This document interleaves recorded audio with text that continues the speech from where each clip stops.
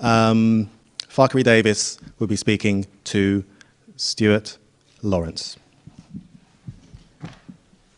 And the way Stuart and I have agreed we'd do this is we'd sort of try and pretend the audience is not there and just have it as an ordinary therapeutic counseling type encounter, which means mainly this, that you have 35 minutes to use as you wish. Sure.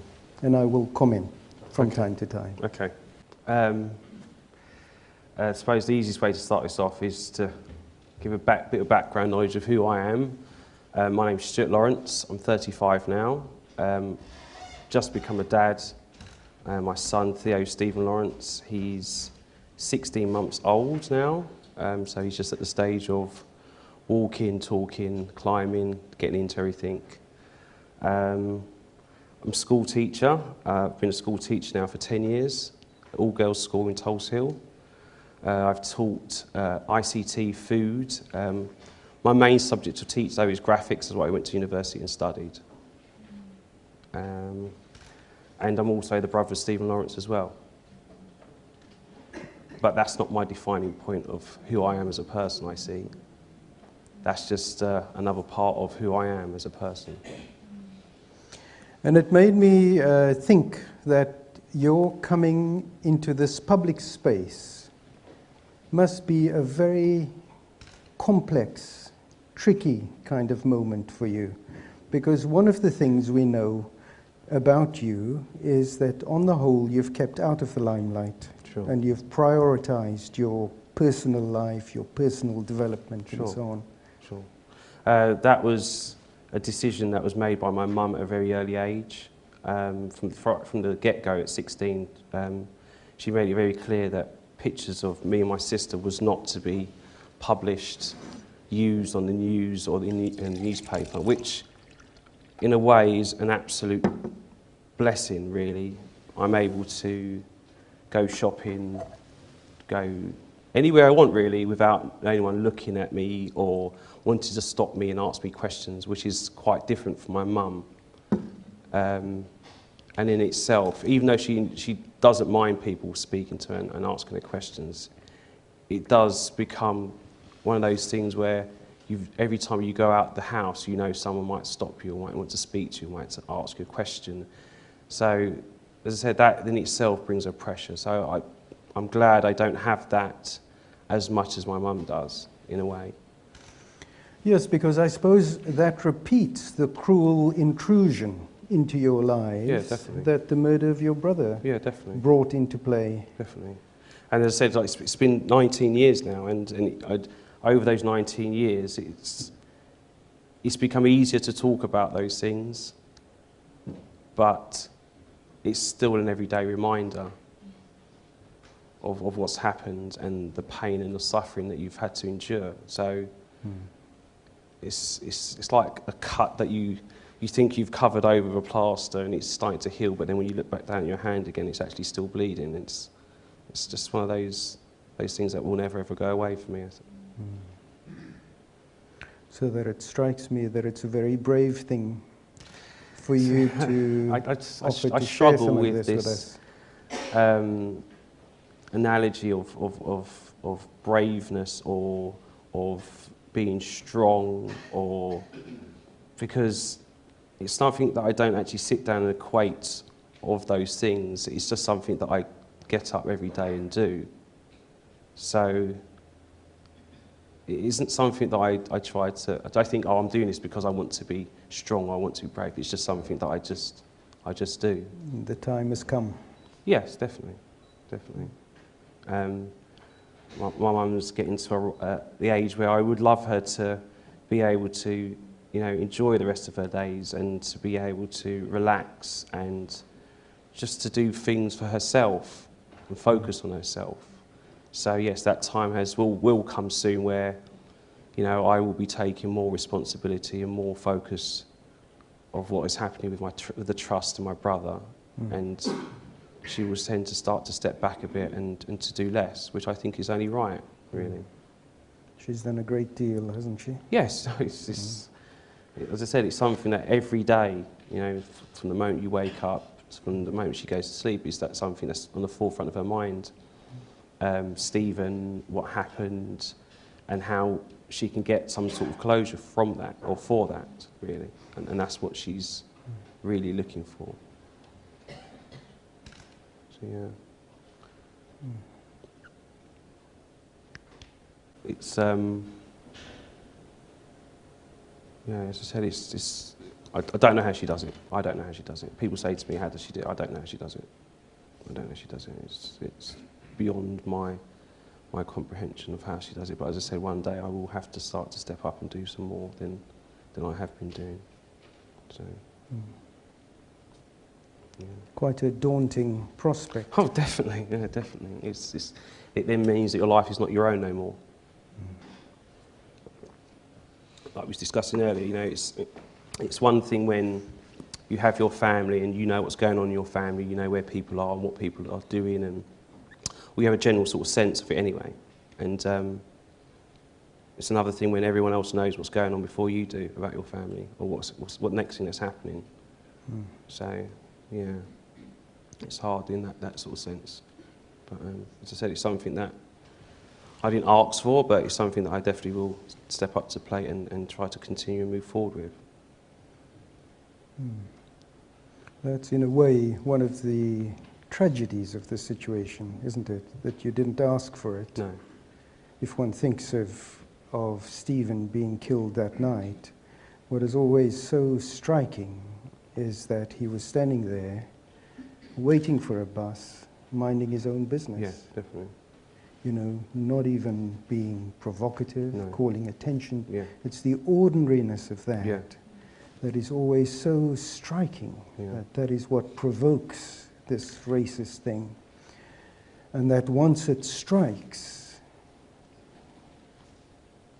It's a lifelong thing. isn't it? It is. And it's also something that I've now also been contemplating, because my son now, he's also going to have this, that he will have to live with for his life as well now. And I was saying to someone the other day, you know, when is that day do you actually sit them down and say to them, by the way, there's this thing that's happened, and everybody in the country knows about it, or has had some sort of understanding about it. And he was actually your uncle, you know, someone that you will never actually see or get to meet, but it will be a fundamental part of your life, for the whole of your life. So yeah, it's a dilemma that someone said to me that, you know, you will know the right time, but as I said, I'm still struggling to know when that will be the right time. And don't you wish you could protect him from Oh, that? of course, yeah. I wish I didn't have to. Yeah. I didn't have to have that conversation with him ever, really. But I have to.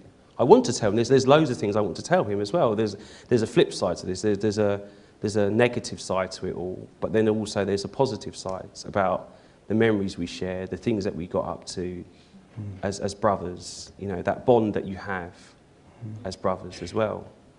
So yeah, it's a double-edged sword. You know, there's some really good fond memories. I was at Greenwich Park today with my son, and we spent as child, you know, most Sundays at Greenwich Park with our bikes, with our skateboards, going up and down the hill, in the park, at the boating lake. There's so many memories that I'm going to have to share with him, and I want to share with him. And poignant and painful ones, definitely, aren't they? definitely. So because it had a duration, and it's ended, and I'll never ever know what it was like to move into that next stage of our lives together. You know, to be teenagers together, to go out partying together, to fight together, to go on holiday together. You know, those little things. You know, our first cars together. It's those things that we'll never ever be able to do, and to enjoy those memories and to have those memories with. So that every memory like that, every conversation that you imagine with your son is opening up the cuts again. Definitely. But it's something that, as I said, I've learnt how to manage and deal with that, and to make sure that it doesn't turn into one of those things where you're always looking at it and always wanting to pick it and agitating it. It's something that I want it to heal over some sort of way, but not maybe fully to be healed. There always will be the scar there to prove of what's happened, but I'm hoping one day that it actually will heal completely, and for me able to just to be able to talk about it as an event that's something that's happened, and rather than something that's continuing to happen. And then there's the outside world that reminds you, puts me in mind of the newspaper report you were talking about earlier when we chatted. Would you like to share that? So the case ended in January, and I had to take some time off work because managing the two things was just getting too unbearable. You know, on one hand, I wanted to be at school because I've got a sense of responsibility to the kids and to my students, but on the other hand, you know, this was, you know, one of the most pinnacle points of my brother's case so far, really. And being there and then hearing stuff on the news wasn't the same. You wasn't getting the same sort of picture. You know, the days I used to go and then I used to listen to the news, it just wasn't the same. So I made a decision sort of early November that I was just going to finish work up for a little while and just to focus on the case. And yeah, I took out from November right up till January, end of January. And then the last week of January, we decided as a little family, me, Ange and Theo, decided to go to Lanzarote for a week, just to get away from it all, you know, put myself back together somehow, put myself back to some sort of headspace to go back to work. And beautiful time, lovely weather, got to go and see some amazing things in Lanzarote. You know, really gave me the time I needed to put my head back on the right way round for me to deal with work and everything that throws at me. And then the night before we came back, I decided just to go and use the internet upstairs. And when I came back down, Ange was just sitting on the bed, just looking at me. So I said, "Oh, what's wrong?" She said, "I don't know if I should tell you or not." So I said, "Oh, just tell me what's going on." And she said, "Oh, the guys are trying to appeal the case because of some evidencing." And it was just like, well, I'm in Lanzarote for all places. This is BBC World News. You know, it's something that doesn't matter where I am in the world. Can't get away from it. You can't. Even though you think you may be able to get away from it, something's there. It's always just to remind you, no, you've got to come back and deal with this now as well. Yeah. So, yeah, it's just something now I've sort of come to a decision in my head that something's always going to come up. Something's always going to be said. So, not to be surprised about it anymore, really, and just to try and get on with it as much as I can, really. And did that influence your thinking that you might need to come out into the public domain a bit more? Yes and no.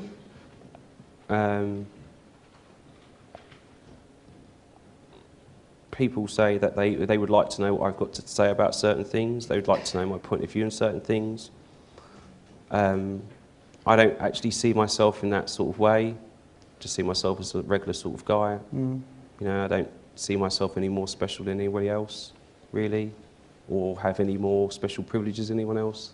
So I don't really see myself in that sort of light. But it's other people's perception of yourself, of me, that really matters sometimes. So, and that's the reason why I've decided to try and do few more things, really, to let people know what I am thinking and what I am trying to do with my life. I'm struck by how self-effacing you are. You're not somebody, you want to be left alone to lead an ordinary life, really, if I understood that. Definitely. To get on with it definitely. in a regular kind of way. Definitely. And it's so interesting when one thinks about that, because it's also what your mother describes in the beginning of her book, and of the relationship between your parents.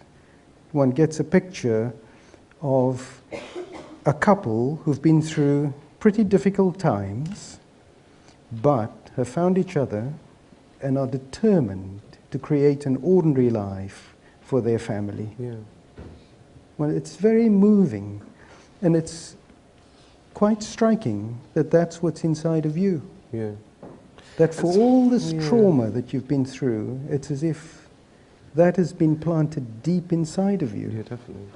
Definitely. And that's, I tell people all the time, I make no bones about it, you know, my mum and my dad are the reason why I am the person sitting here in front of you today.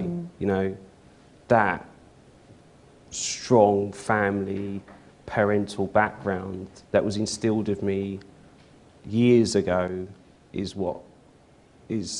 that is the reason why I am the way I am. You know, it was a case of, you know, things are hard.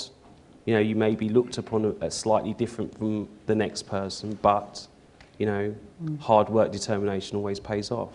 And you've got to put in the hard work and determination for it to pay off. And as I said, that's what it was. That's what it was. And to respect everyone else exactly the way you'd like to be respected and treated, that was something else that was always brought home for me at home. You know, it was never something that my parents had to really drive home to us as kids. You know, by the way, you are slightly different from the person that you live next door to because you're. It was never like that.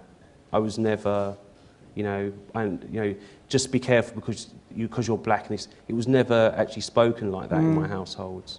You know, it's very interesting, that emphasis on, look, you know, we have whatever legacy we have, but, you know, let's get on with it and be ordinary human beings. Definitely. But also your families had the experience of racism sort of driving a horse and carriage straight through that. Yeah. And I wonder how that's impacted on you, because you've obviously found your feet, you've regained your balance, you've worked out who and what you are. Things seem to be, I wonder how you coped with that sort of, you know, violent intrusion. There was years there where it was difficult, more difficult than others, definitely. But like I said, you know, another thing that kept me going is the question of what would Stephen want me to do?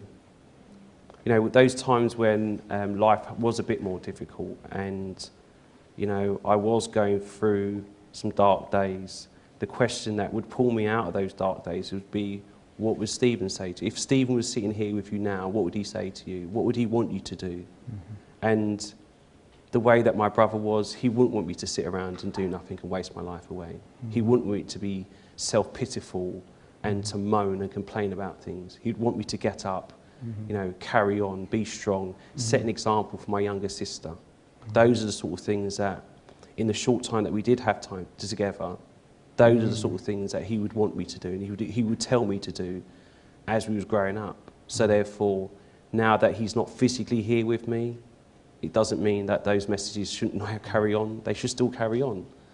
I should still, you know, do my best at everything, try my hardest, you know.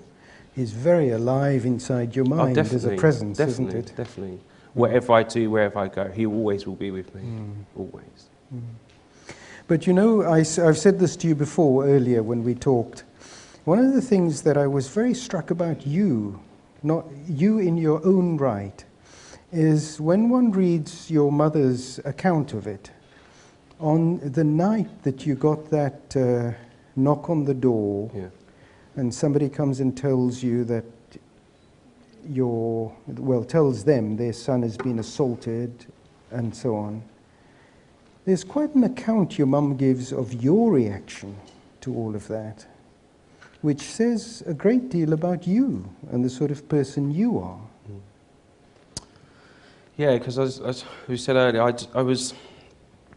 my mum had just been away on a field trip, and we was all in the living room sitting down. My sister had gone to bed because she had school the next day, and we were just waiting up. And you know, Stephen would usually get home around about 10 o'clock, that sort of time. We had a grandfather clock in our living room, which would chime at every hour and every half an hour. So we was just sitting around waiting, and it sort of 10 o'clock came and went, and the news was on, and sort of like there was a knock at the door. And when I first heard the knock at the door, I went down because I thought it was Stephen, maybe had forgotten his key or had misplaced his key or something. So I went down, and it was Joey Shepherd, who lived behind us, and his dad.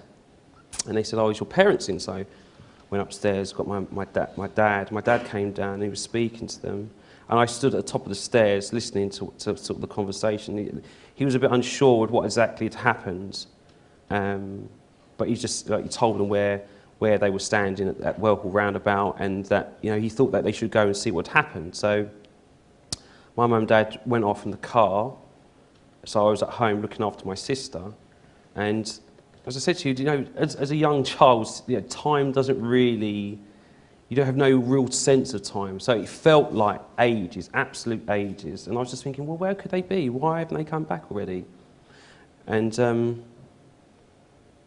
I thought to myself, well, it's not too far away. Maybe I should just go and have a look myself, go and see what's going on.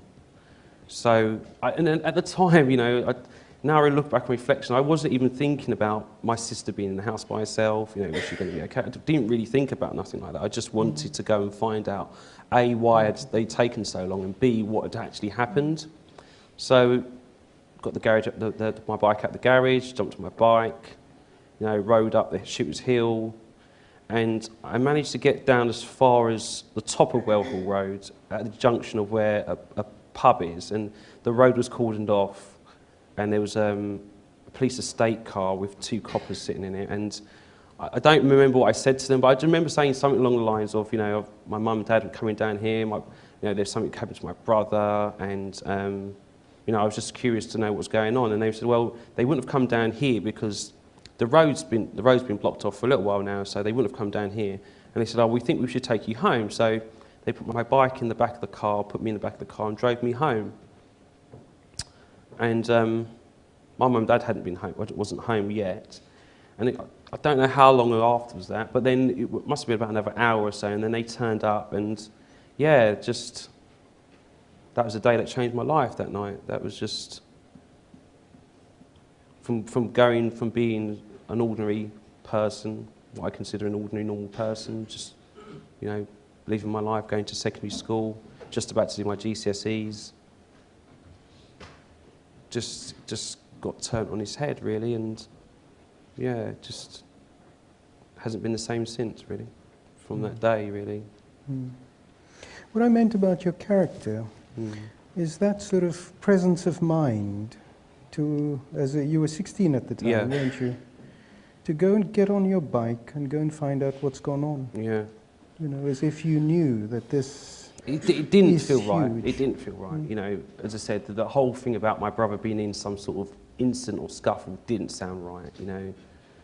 We was just wasn't that type of kids. We wasn't, just didn't hang around or do those sort of things. We knew who the bad kids in our area were. We knew what the sort of things they'd get up to, but we just wasn't around that sort of thing. We wasn't. A, because we knew what our parents would do to us, and B, it just wasn't us, It just wasn't our genetic mate. So it just didn't sound right. It didn't sound right. So, as I said, it was curiosity, and just the waiting, as well. It's unbearable. Yeah, really. I just couldn't work out why.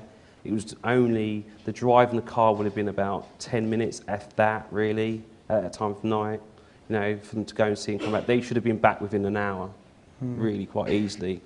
But as I said, they were there for ages. They'd gone for ages, and as I said, it just, my dad's like 6'2", 6'3", and as a child growing up, he used to instill the fear of God into us all, just by standing and looking at us. And for me to see him absolute in bits, that alone, just, as I said, just unspeakable. He's not been this. He's not the same person since. He's not the same person since, and it's just. So it's just really weird, because as I said, my dad was a strong man. He, didn't take no rubbish from us. He worked really hard, 6 days a week, early in the morning till very late at night. Just, as I said, he just was weird. It was weird to then see the flip side of that. That was just, even for me, destroyed me just to see him like that. Absolutely. To Because see him so vulnerable, to see him, and that also in my head let me know just the severity of it all. It just came from left field. No one, we'd never expected nothing like that. But as I said, it is what it is now, and it happened. we've had to learn how to deal with it since then, really. And another remarkable thing, I mean, one can imagine that terrible, endless night. Your parents in that state, you in that state. Your sister hadn't heard yet, had she? No, my sister didn't hear till the morning. So it was just the three of you. Yeah. And then the next morning? Next morning, like I said, I don't remember how I got to sleep or if I slept much that night. But the next morning, yeah, I got up, because that night was quite an intense night, and it was a flood of emotions of, you know, complete distress, anger, confusion, and it then came to a point of, you know, what now? And because the guy who lived behind us had come and spoke to us and told us what he had seen, I just thought to myself, well, I've just got to carry on. I've got to go to school. If I go to school, maybe someone else at school might know something. I had friends who lived in that sort of area. It was an area that I used to go to quite regularly, Wellhall and Wellhall Road, and the Cornet Cinema. I used to go there quite regularly. So it's somewhere that I knew a few people from. It wasn't somewhere that I ever thought, well, I've got to be careful around that area because, you know, certain things, it just never ever crossed my mind, ever. So I thought if I go to school, then maybe I can find out something, maybe someone knows something, maybe I can do something about it in some sort of way. So yeah, next day got up, went to school, and yeah, I've just carried on since then really, and tried not to be too stagnant too long with things, and just tried to be progressive in what I'm doing and keep myself as busy as possible and moving forward really. There's a lot of strength in there, because it seems that, you know, I mean, if you think about it, of the hugeness of what had happened in your family that night, and clearly you were pretty in tune with what was going on. It's not as if you were on another planet in your head. Yeah. You were right there, and by the next morning you'd decided that you have to go back to school and get on with your life. Yeah, definitely. It's quite remarkable, and that is what you've done, Yeah. isn't it? Yes, it is, and it goes back down to, you know, those two things, which is, you know, what Stephen would have wanted me to do, and also I've gone from a weird position of being the middle child and then straight away overnight now being the eldest child, and that in itself has a responsibility in itself, and it was a responsibility that I could always see that my brother took quite seriously and always made a point of saying and indicated to us that, you know, he was setting the benchmark for us to try and meet, and trying to pass as well. It wasn't a case of he didn't want us to do better, me and my sister. It was a case of the benchmark is there. What can you do? Can you meet it? Can you pass it? What can you do? And it was the sense of that, you know. And also, like I said, you know, being the middle child, used to get away with quite a lot. Used to be able to slip underneath the radar. Wasn't really noticed much in certain aspects of things. So I was quite happily going along in that sort of vein myself. But as I said, when you're the eldest one, you've got to set the example. Then the pressure then turns on really. And as I said, I didn't ever want my sisters to say, "Oh, but you didn't do that. You know, you didn't go to university. You didn't finish your A levels."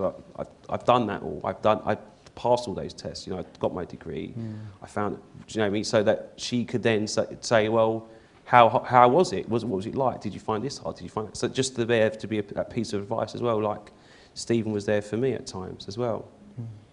And what's happened to the child in you?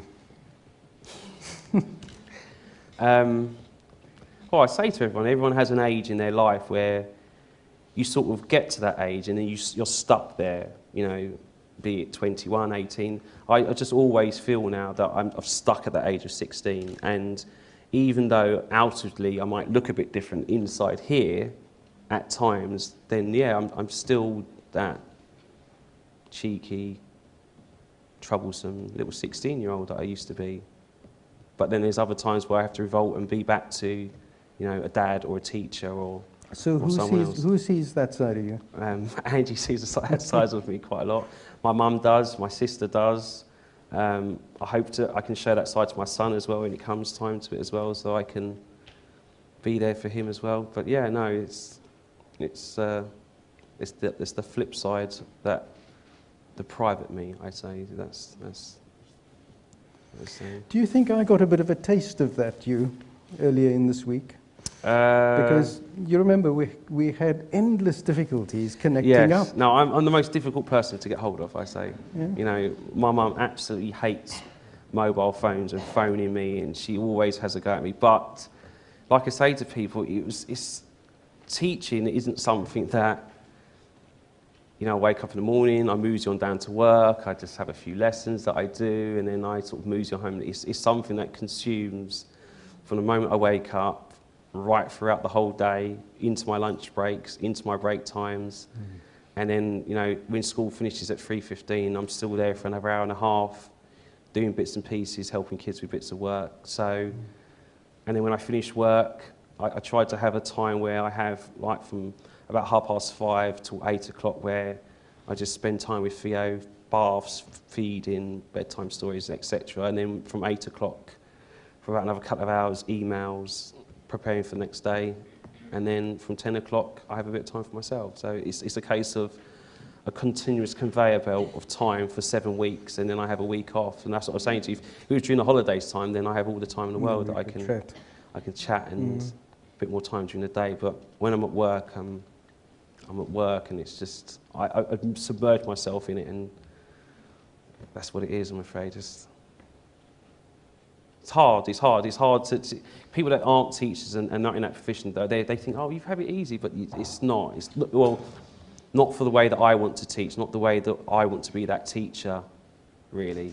You know, you could just treat it like a 9 to 5 and be very sort of like, right, it's finished then, it finished at 3:15, I finished then, I'm going home, going back to the next day. But I'm not that type of person. If I want to do something, then I want to do it properly and to give it 110%. So, definitely. You get passionately involved, yeah, definitely, and committed. Definitely. Yeah, definitely. Otherwise, it's not worth doing.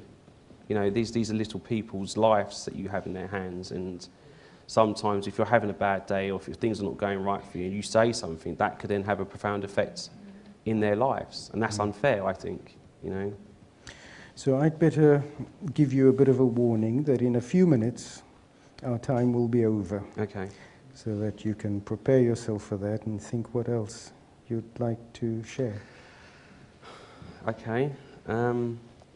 As I said to you, I don't really sit around much talking about myself. You know, in my profession, I do a lot of listening and trying to give advice to people, and they don't really ask a lot of questions about me, as per se. So, don't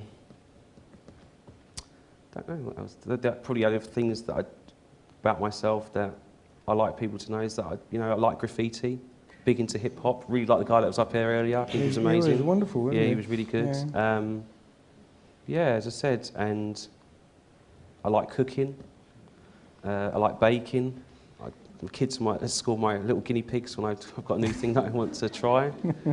But as I said, I just see myself as an ordinary Joe, really, trying to make a little bit of difference to young people's lives where I teach. The trust side of things, just trying to give other people opportunities and to open as many doors as possible if we can for people. That's about it. That's me, really. That's something that I suppose that's the only thing I'd probably want to leave people with at the moment. You know, the trust is something that's very dear and passionate to not only to myself but to my mum as well. And we've just moved from giving out bursary students, money for architectural students, and we've now moved into journalism. as well. So we've got 2 bursaries for 2 journalism students, and it's something that we're hoping to move on to other professions, the banking profession, law, and trying to open it up so that everybody has an opportunity. It doesn't matter what school you go to. If you don't go to the Russell Group universities, that shouldn't really matter. If you've got something that you want to do in your life and something you feel you'd be passionate and you'd be good at, then definitely you should have the opportunity to do that. And if the trust can help you in people doing that and young people doing that, then that's brilliant. And that's the next phase of where we're at now and where we're trying to move forward to do. Yeah.